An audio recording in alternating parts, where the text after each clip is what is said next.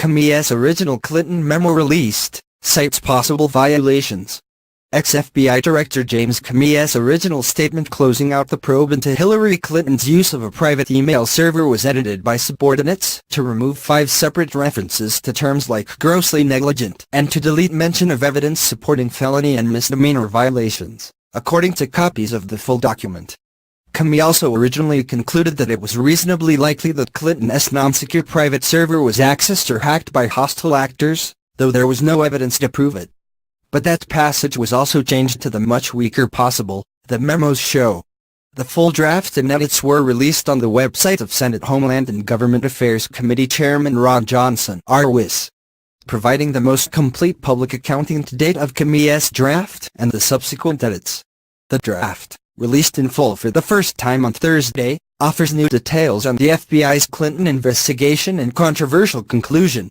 The Hill was first to report late last year that Comey originally concluded Clinton was grossly negligent, the statutory term supporting felony mishandling of classified information, when she and her aides transmitted 110 emails containing classified information through her non-secure server, but that subordinates edited the term to the lesser extremely careless.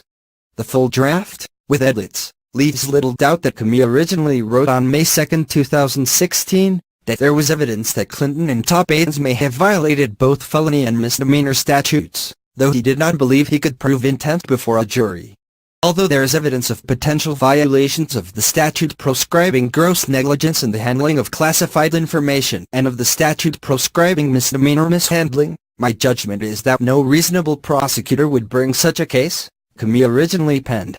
That passage, however, was edited to remove the references to gross negligence and misdemeanor mishandling, leaving a much more generic reference to potential violations of the statutes.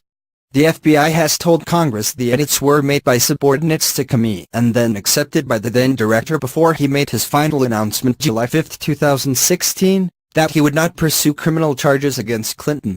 Johnson recently sent a letter to new FBI Director Christopher Wray demanding to know why such significant edits were made to Comey's draft and whether they were part of an effort by FBI subordinates to politically protect Clinton from a harsher assessment during the 2016 election. The edits to Director Comey's public statement, made months prior to the conclusion of the FBI's investigation of Secretary Clinton's conduct, had a significant impact on the FBI's public evaluation of the implications of her actions, Johnson wrote, noting recently released text messages show some senior FBI officials involved in the case harbored political hatred for Donald Trump or preference for Clinton. This effort, seen in light of the personal animus toward candidate Trump by senior agents leading the Clinton investigation and their apparent desire to create an insurance policy against Mr. Trump's election, raised profound questions about the FBI's role and possible interference in the 2016 presidential election, Johnson wrote. One edit that concerned Johnson was a decision to delete from Comey's original draft a reference to the FBI working on a joint assessment with the intelligence community about possible national security damage from the classified information that passed through Clinton's non-secure email servers.